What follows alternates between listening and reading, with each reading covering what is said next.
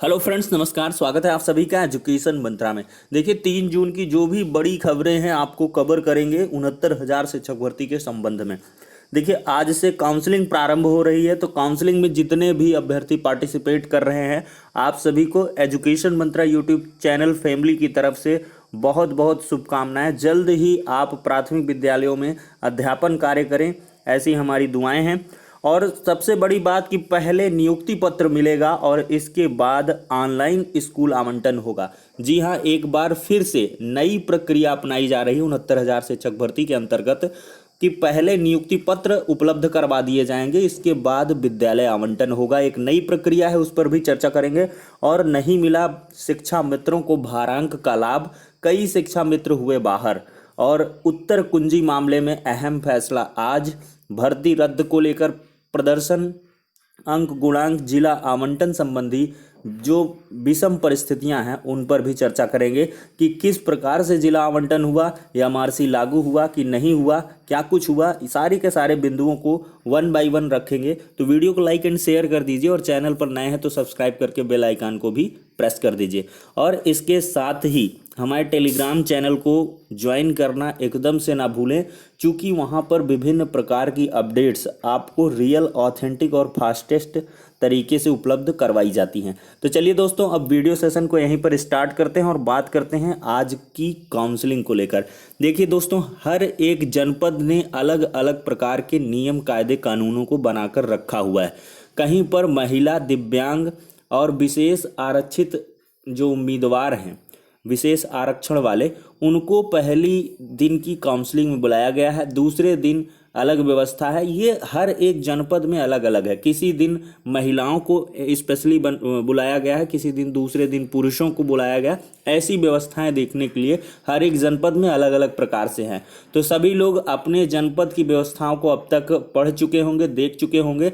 Local newspaper पर हर एक जगह विज्ञप्तियाँ, अगर कोई भी दैनिक जागरण उस तरह का आप निकालेंगे तो हर एक समाचार पत्र में विस्तृत विज्ञप्तियां निकाली गई हैं, हर एक जनपद की लगभग। लेकिन सबसे बड़ी बात है कि ये आपाधापी के माहौल में आप सभी को निकल जाना चाहिए। बहुत होगा 1-2 दिन, एक दिन का वेट करना होगा। यदि कोई 3 तारीख को ही काउंसलिंग स्थल में पहुंच गया, अगर उसकी काउंसलिंग नहीं हो पा रही उस दिन, तो 4 या 5 को करवाएगा। लेकिन 3, 4, 5, 6 इस तरह काउंसलिंग होनी है। और कहीं कहीं पे तो ऐसी व्यवस्था है कि अगर काउंसलिंग से आप छूट जाएंगे, जैसे चित्रकूट जनपद की बात करें तो काउंसलिंग से छूटे हुए अभ्यर्थियों की 5 तारीख को काउंसलिंग करवाई जाएगी। तो ये सारी व्यवस्थाएं हैं। अलग अलग ज़िलों में अलग अलग बेसिक शिक्षा अधिकारियों द्वारा नियम, कायदे, कानून, दिशा निर्देश निर्गत किए गए हैं। तो चलिए अब कुछ समाचार पत्रों का संज्ञान लेते हैं कि पहले नियुक्ति पत्र मिलेगा, फिर ऑनलाइन स्कूल आवंटन होगा। देखिए दोस्तों, ये एक नई प्रक्रिया है। पिछली 68,500 शिक्षक भर्ती हो या कोई भी बेसिक शिक्षा विभाग की भर्ती रही हो, उसमें इस प्रकार से विद्यालय आवंटन देखने के लिए नहीं मिला है। स्कूली महानिदेशक विजय किरण आनंद जी ने इसकी जानकारी दी है कि इस बार 69,000 शिक्षक भर्ती प्रक्रिया में पहले दस्तावेजों का सत्यापन होगा, इसके बाद नियुक्ति पत्र वितरित किए जाएंगे। नियुक्ति पत्र वितरण की कार्रवाई संपन्न होने के उपरांत सॉफ्टवेयर तैयार किया जा रहा है और जल्द ही वो सॉफ्टवेयर लॉन्च होगा और उसमें जो भी चयनित शिक्षक हैं अपने जो जनपद के विद्यालयों को हैं वो सेलेक्ट कर सकते हैं। देखिए, इससे पारदर्शिता भी बने रहेगी और जो गोंचागांची होती है कई बेसिक शिक्षा अधिकारियों के अंतर्गत या बाबुओं के अंतर्गत, ऐसी अनियमितताओं की जो आशंकाएं हैं हमेशा बनी रहती हैं और शिक्षकों की हमेशा से खासी शिकायतें भी रही हैं। तो एक अच्छा कदम, सराहनीय, प्रशंसनीय कदम कहा जा सकता है। उस पर चर्चा कर लेते हैं। दैनिक जागरण की विशेष रिपोर्ट है। देखिए, परिषदीय स्कूलों में 69,000 सहायक अध्यापक भर्ती में अहर मिलने वालों को काउंसलिंग के बाद नियुक्ति पत्र मिलेगा। चयनित शिक्षकों को स्कूल का आवंटन ऑनलाइन किया जाएगा। इस व्यवस्था में बेसिक शिक्षा अधिकारी मनमाने तरीके से स्कूल आवंटन नहीं कर सकेंगे, बल्कि जिन स्कूलों में शिक्षकों की जरूरत है वहां चयनितों को भेजा जाएगा।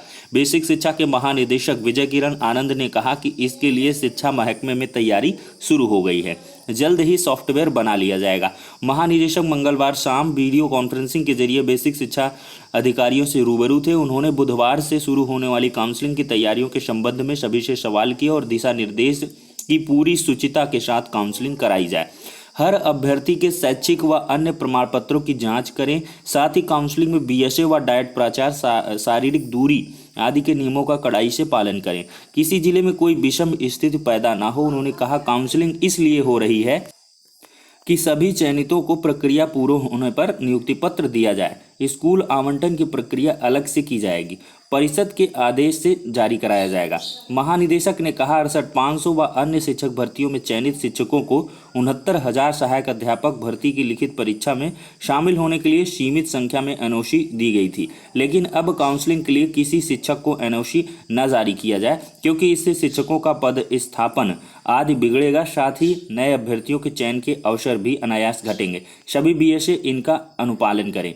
मतलब किसी भी 68,500 शिक्षक भर्ती में चयनित अभ्यर्थी को काउंसलिंग के लिए एनओसी नहीं निर्गत की जाएगी। इसी क्रम में बहराइच आदि विभिन्न जनपदों ने जो भी एनओसियां हैं उनको रद्द की हैं। मतलब सीधे से 10 से 15,000 सीटें आपको रिक्त मिल जाएंगी और कट ऑफ डाउन होगा। ये बहुत बड़ी खुशखबरी है ऐसे अभ्यर्थियों के लिए जिनका कम गुणांक है। देखिए, अभ्यर्थियों के रहने आदि का हो प्रबंध। देखिए, भर्ती की काउंसलिंग में शामिल होने के लिए कई अभ्यर्थी सुदूर जिलों में जा रहे हैं। उनके आवागमन कोई समस्या नहीं आएगी, लेकिन यह संभव नहीं है कि उन्हें प्रमाण पत्रों की जांच आदि के संदर्भ में उस जिले में रुकना पड़े। इसके लिए डीएम उन्हें किसी विद्यालय आदि में ठहरने का प्रबंध करें। तो ये भी व्यवस्था आपको देखने के लिए मिलेगी। देखिए, एमआरसी अहम बदलाव से घटा चयन गुणांक का फासला। धर्मेंद्र अवस्थी जी की रिपोर्ट है। परिषदीय स्कूलों के लिए 69,000 सहायक अध्यापक चयन में अहम बदलाव हुआ। जिस तरह से भर्ती की लिखित परीक्षा में बड़ी संख्या में उत्तीर्ण हुए, उससे सभी चयन गुणांक का फासला बड़ा होने की उम्मीद थी, लेकिन जिला आवंटन में एसटी के छोड़कर अन्य के चयन में जो है बहुत अंतर नहीं है। सामान्य व ओबीसी के अंतिम कट ऑफ अंक के बीच दशमलव का ही फासला है। इतना ही नहीं, वर्गों की चयन सूची सीटों के सापेक्ष एक साथ बढ़ती गई है। मेरिट में आए अभ्यर्थी मनमाना जिला पाने में सफल रहे हैं, वहीं कम मेरिट वालों को दूर जिले में चयन का अवसर मिला है।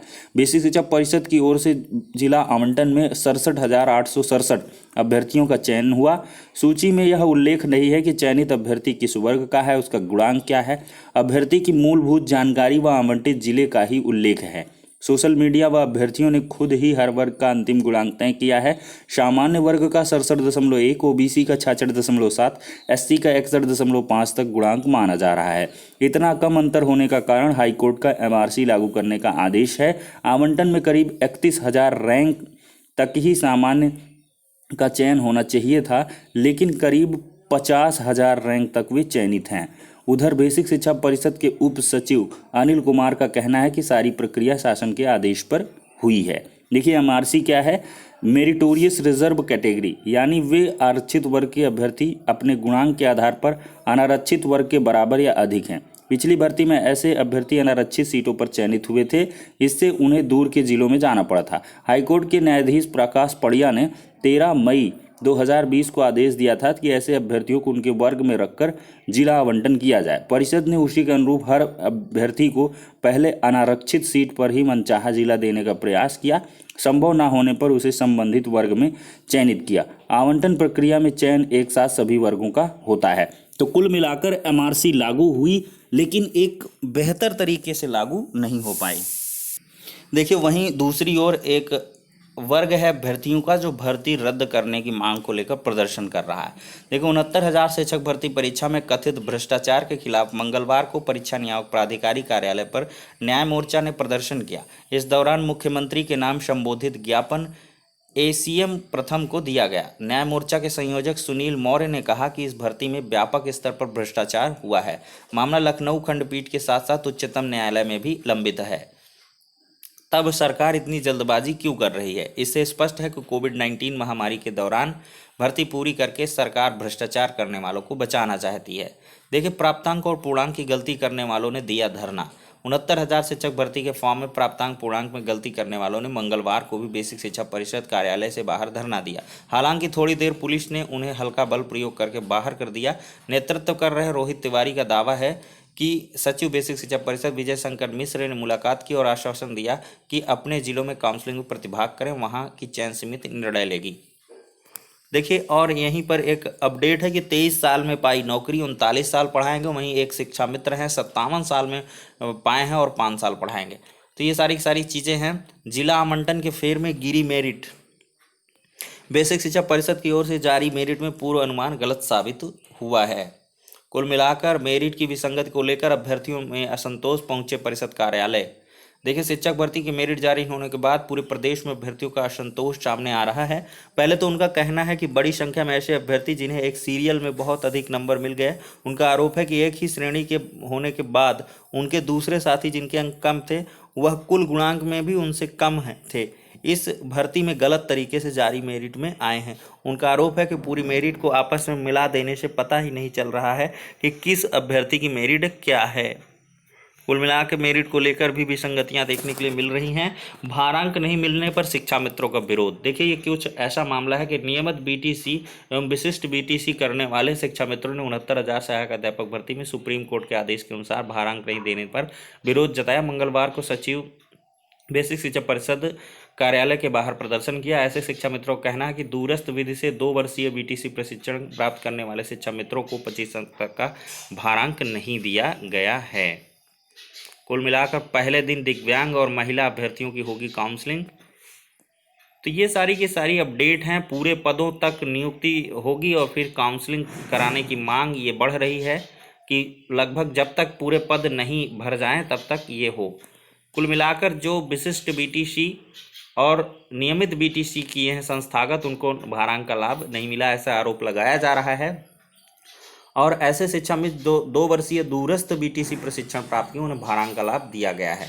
तो देखते हैं क्या कुछ होता है इस मामले पर। एक बड़ा मामला कहा जा सकता है। और शिक्षक भर्ती काउंसलिंग के लिए तैयारी पूरी, नहीं मिला भारांक, शिक्षा मित्र बाहर। दूसरे जिलों में अभ्यर्थियों काउंसलिंग दौरान ठहरने में होगी परेशानी, काउंसलिंग में लगाने वाले अभिलेख। देखिए, अंक वितरण में असमानता पर जवाब तलब। 69,000 सहायक अध्यापक भर्ती मामला, एक बार इसको भी देख लेते हैं। परिणाम में अंक के वितरण में असमानता अपनाने पर राज्य सरकार और बेसिक शिक्षा परिषद से जानकारी मांगी गई है। मामले की सुनवाई 9 जून को होगी। शमसा बानो व अन्य की अभ्यर्थियों की याचिका पर न्यायमूर्ति प्रकाश पड़िया सुनवाई कर रहे थे।